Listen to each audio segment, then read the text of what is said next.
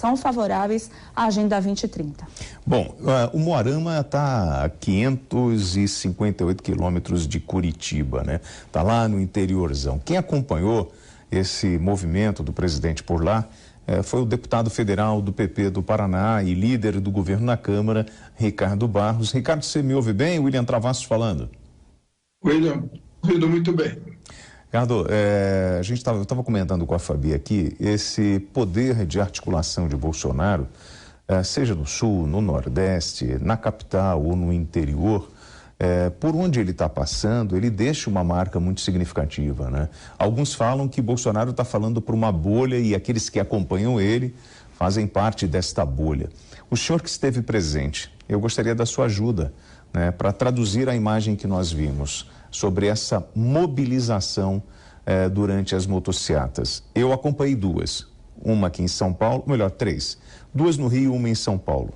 Em algum momento, você tem sim essa turma apoiando Bolsonaro com bandeiras, vestidos de verde e amarelo, e eu percebi no deslocamento que em alguns momentos nós temos os opositores, aqueles que fazem o símbolo do Lula, né, da esquerda, com um sinal de negativo para motociata. Eu queria saber como foi essa recepção e se houve uma manifestação dos opositores de Bolsonaro nessa motociata, se o senhor viu isso. Olha, nós tivemos uma motociata muito prestigiada pela população. Nas ruas, as pessoas saem das fábricas, do comércio, para saudar o presidente. Já aconteceram várias, né, dessas motocicletas, eu participei de muitas, hoje estava na garupa do presidente, então eu consigo perceber claramente a manifestação de apoio, a emoção das pessoas ao ver o presidente Bolsonaro passando e acenando para elas.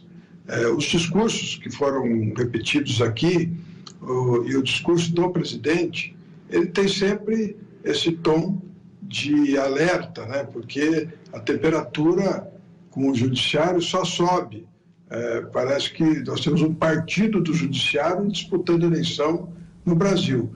Então, eu percebo com muita clareza que os adeptos do presidente Bolsonaro são muito os apaixonados, né, seguidores dos seus valores, dos valores que o presidente defende, da família, os valores conservadores, e quando ele trata da questão do armamento, quando ele trata dessas questões, é muito aplaudido pela população que está ouvindo o seu discurso. Eu estou muito convencido de que este grupo de pessoas engajadas vai fazer a diferença para o resultado final da eleição. Nós estamos com Fabiana Barroso, comentarista PAN. A palavra é sua, Fabi.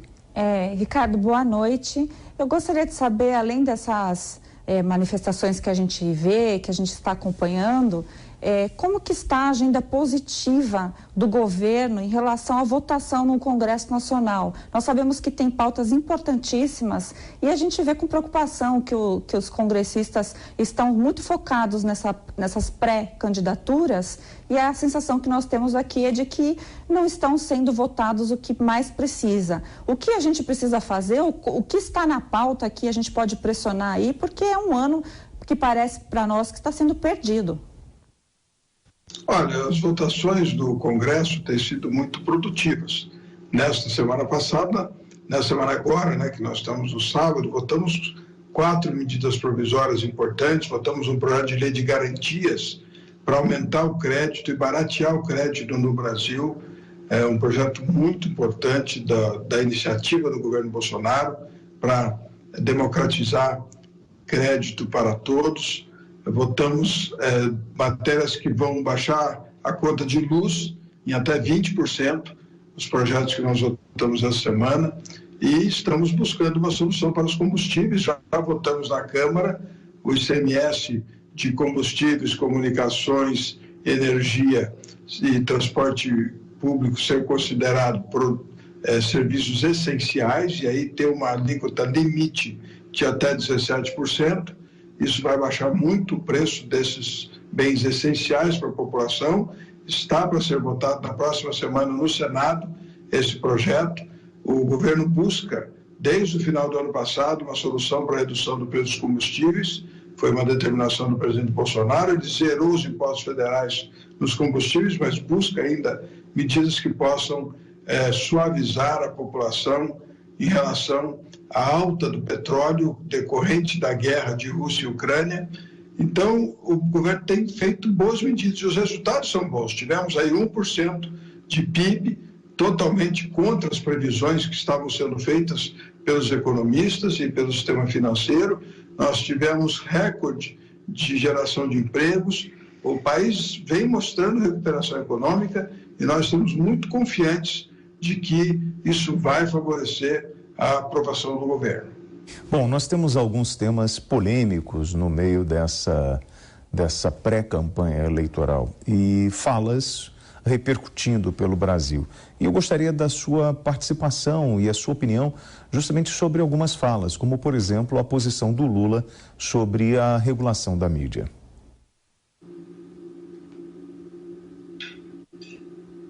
Ricardo?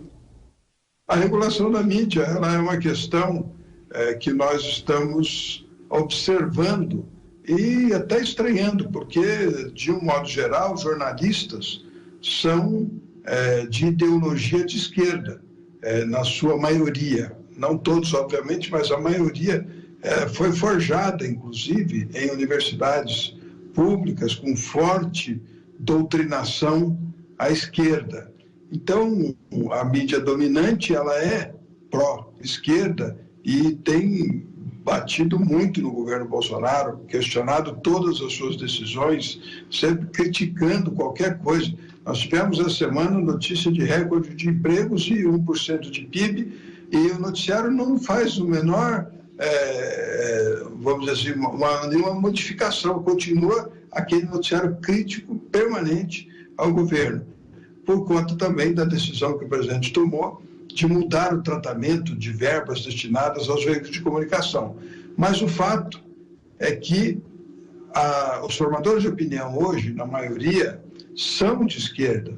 Então, o presidente Lula falar em regular mídia, o nosso ex-presidente, não tem muito sentido, porque a mídia que sustenta o bolsonarismo é a rede social. Esta é a mídia da direita. Por isso, o empenho tão grande do TSE e do ministro Alexandre de Moraes em impor a todos medo de publicar qualquer coisa, porque se for considerado fake news, como disse ele recentemente, o candidato perde o registro de candidatura, vai ser cassado.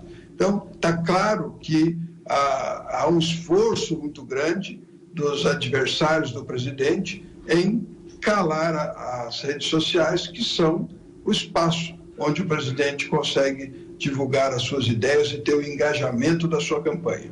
Um possível golpe ao processo eleitoral, ao resultado do processo eleitoral, Ricardo? Eu não vejo essa possibilidade. Eu acredito que nós teremos na urna a eleição de forma clara, transparente, as pessoas terão clareza do pensamento majoritário no dia da eleição. Nós temos visto, como vocês afirmaram há pouco, pesquisas muito díspares, né? E eu tenho perguntado ao ministro Alexandre de Moraes, pesquisa errada não é fake news? Então, o que é fake news? Se divulgar uma pesquisa que ela não bate com o resultado da urna, pensa uma fake news legítima é essa. Mas eu não vejo nenhum movimento e nunca houve punição a qualquer um que divulgasse uma pesquisa que não confere na abertura das urnas.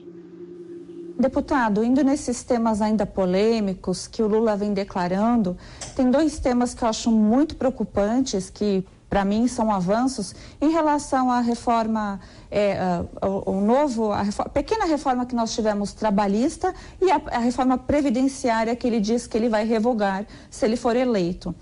Como que o governo encara essas declarações e o que vocês pretendem fazer na campanha aí para poder dizer quanto foi benéfico isso ao país? De novo, nós estamos tratando do problema da mídia, da versão das coisas, né? O presidente, esse recorde de geração de empregos que nós temos hoje também é reflexo desta reforma trabalhista, porque, afinal de contas, Nós estamos em pandemia, em guerra de Ucrânia e Rússia, num momento economicamente mundialmente negativo e prosperando aqui, com o PIB crescendo, com recorde de empregos. Então, também em função desta reforma trabalhista que deu mais segurança ao empregador. Não tem empregado sem patrão. Então, precisa, sim, de ter segurança jurídica para quem emprega. E a reforma é muito importante para o Brasil, especialmente para os nossos jovens, que querem ter oportunidade de ter sua carteira assinada. Então, esta reforma trabalhista deve ser mantida e a previdenciária também.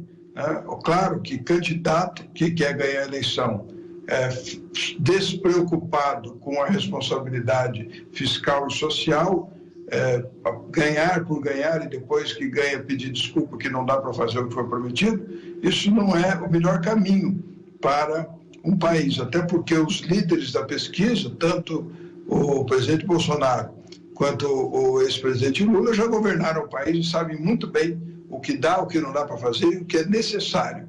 E a reforma previdenciária é uma necessidade muito grande para o Brasil e foi no governo Bolsonaro, no primeiro ano que ela foi votada, equilibrando as contas públicas e dando perspectiva de investimentos para o conjunto geral da sociedade. Bom, a gente vem acompanhando o avanço dentro do agronegócio e o foco de Bolsonaro justamente nesse setor tão importante na nossa economia.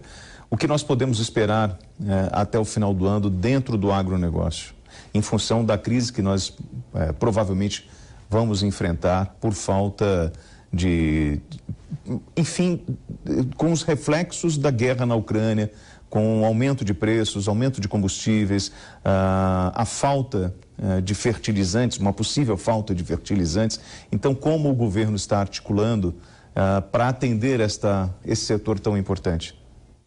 O Plano Safra já foi atendido agora com mais 2 bilhões de reais neste corte que foi estabelecido em despesas do governo, 2 bilhões destinados ao Plano Safra para financiar a nossa produção agrícola, que é de fato a grande alavanca econômica do nosso país. Fertilizantes, nós temos dificuldades, embora estejam chegando aí os navios de fertilizantes da Rússia, nós temos dificuldade, mas muitas indústrias aqui no Brasil estão se dedicando a explorar as nossas reservas de potássio e as nossas reservas também de calcário, fazendo um granulado que vai poder ser agregado ao potássio e o nitrogênio, e nós vamos conseguir fazer com isso um fertilizante que substitua esses que estavam importados. Há uma grande mobilização para podermos suprir nessa questão. Obviamente, precisa de crédito e precisa de fertilizantes para ter boa safra. E o governo está tomando todas as providências para que isso aconteça. Deputado, tem um outro tema que eu acho muito importante, que está na pauta, foi agora recentemente tirado de pauta, mas já há promessa para o segundo semestre para ela voltar, que é em relação ao marco temporal que faz a demarcação ali de terras indígenas. Eu gostaria que você explicasse um pouco melhor o reflexo disso para o agronegócio. Trata-se de uma fixação estabelecida atualmente da data desse marco temporal e as reservas indígenas, a partir desta data, estão asseguradas. O que se pretende é retroagir a data e outras possibilidades de terras indígenas poderem surgir. Então, o que nós precisamos é ter segurança de que qualquer alteração dessa data para frente ou para trás vai gerar insegurança jurídica, vai gerar conflitos, vai gerar mais dificuldades para o nosso produtor rural. Então, o objetivo e o interesse é que as coisas se mantenham como estão, para que nós tenhamos segurança para poder continuar investindo, especialmente os agricultores que investem muito nas terras para abrir aquelas áreas que não estão protegidas na reserva legal. O Código Florestal Brasileiro fez 10 anos esta semana e com proteção de até 80% de cada propriedade como reserva legal obrigatória na Amazônia e no mínimo 20% nas áreas do sul que já estavam totalmente plantadas e os proprietários tiveram que compensar em outras áreas essa reserva legal. Então, nós temos a lei que trata de meio ambiente e de reservas mais avançadas do mundo e não precisamos de mais de melhorias nesse sentido. Precisamos apenas consolidar o que já está estabelecido e o Brasil tem 13% do seu território em terras indígenas. Já é bastante suficiente para que nós possamos avançar na produção de alimentos, porque o Brasil é o celeiro do mundo e precisa continuar aumentando sua produção de forma exponencial para suprir a demanda crescente do mundo por alimentos e proteínas animais. Ricardo, me ajuda se eu estiver errado, me corrija. Em 2 meses, eu acho que essa é a terceira visita do presidente do Paraná. Eu fiz uma viagem pelo sul do país, indo até o Chuí, e fui de motocicleta e passei pela Serra Catarinense. E o que eu ouvi muito dos moradores era o papel do governo com as obras de infraestrutura de estradas. Inclusive, o que me chama a atenção, em Umuarama, o presidente foi lá na Boiadeiro, na obra da estrada Boiadeira? Não foi na obra, ele foi para a obra da estrada Boiadeira, BR-487, está com 95% das suas obras concluídas. Então, o presidente esteve lá para comemorar a consolidação desse projeto, que foi financiado pela Binacional Itaipu e que vai melhorar muito o tráfego. Tem mais um trecho ainda da Boiadeira que está sendo estudado para também ser financiado pela Binacional Itaipu, e de lá seguimos para Foz do Iguaçu visitar a obra da ponte que integra os dois países. Tem ainda a BR-163, Cascavel-Marmelândia, Cascavel-Marechal Cândido Rondon, a duplicação da rodovia das Cataratas em Foz do Iguaçu, a ampliação do aeroporto de Foz do Iguaçu, que agora com 2.600 metros de pista pode receber voos internacionais diretamente da Europa, dos Estados Unidos, para Foz. Então, é um conjunto de investimentos que Itaipu está patrocinando no Paraná, cerca de R$1,3 bilhão e que fazem muita diferença para a infraestrutura do nosso país, porque o Paraná é um grande celeiro de produção agrícola e precisa dessa melhoria de infraestrutura. Então, o presidente foi para verificar essas obras que estão sendo realizadas com recursos federais da Binacional Itaipu. Então, e aí, Ricardo, eu vou até aproveitar a oportunidade, porque muitos falam sobre o problema da comunicação do governo Bolsonaro em divulgar esse trabalho que vem acontecendo por todo o Brasil de infraestrutura. Esse é o maior desafio do partido para poder mostrar o que o governo federal fez, mesmo em ano de pandemia, em crise, em ano com os reflexos da crise de uma guerra na Ucrânia, com todos esses reflexos, o governo conseguiu realizar obras, mas está encontrando dificuldade em divulgar esse feito? Sim, o governo inaugurou a transposição do São Francisco, nós aprovamos autorizações ferroviárias, são 21 mil quilômetros de ferrovias privadas que serão construídas no Brasil. Esta semana aprovamos um texto na Câmara que fala de não cobrar imposto de renda de residentes no exterior e que investam em debêntures, que é endividamento privado, de empresas privadas, que são essas que vão lançar títulos para financiar essas ferrovias que serão construídas. Nós temos muitos novos portos que foram licitados, muitos aeroportos privatizados que vão receber bilhões de investimentos, e tudo isso é um movimento que vai gerar emprego, oportunidade e mais geração de impostos também, para que nós possamos avançar no social, porque o Auxílio Brasil é o dobro do Bolsa Família, e o Auxílio Brasil precisa alcançar cada vez mais brasileiros, e nós precisamos de arrecadação tributária para poder sustentar o programa social do governo Bolsonaro, e todas essas obras de infraestrutura vão ser fundamentais para que esta arrecadação venha. e que haja oportunidade para os nossos brasileiros terem mais emprego.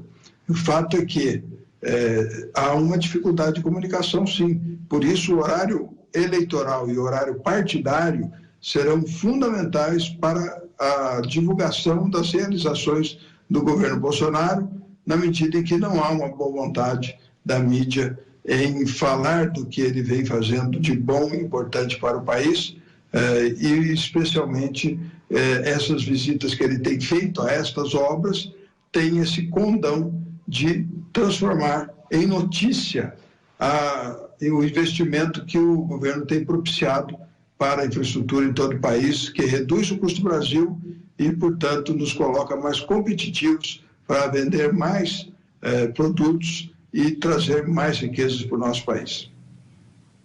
Deputado, na semana que vem, o presidente Bolsonaro havia noticiado que ele iria visitar o Biden, a pedido do Biden. Isso permanece ainda na agenda dele? O senhor sabe responder? Está previsto que ele participe da Cúpula das Américas, que é uma oportunidade dele ter uma audiência lá, vai ter uma audiência privada com o presidente Biden e tratar da relação que existe entre o Brasil e os Estados Unidos em várias áreas da economia e em especial no agronegócio. Bom, eu queria agradecer então a participação do deputado federal do PP do Paraná e líder do governo na Câmara, Ricardo Barros. Ricardo, muito obrigado pela gentileza da entrevista, apesar do adiantar da hora, são 11 horas e 3 minutos. Muito obrigado, bom descanso para o senhor. Obrigado e merecido descanso. Trabalhamos bastante hoje acompanhando o presidente Bolsonaro, que tem uma energia incrível, especialmente quando está se encontrando com os brasileiros mais humildes que acorrem a ele para lhe falar das suas angústias e agradecer os investimentos que vêm sendo feitos em todos os estados do Brasil. Obrigado, Ricardo. Bom descanso, então, para o senhor. São 11 horas e 3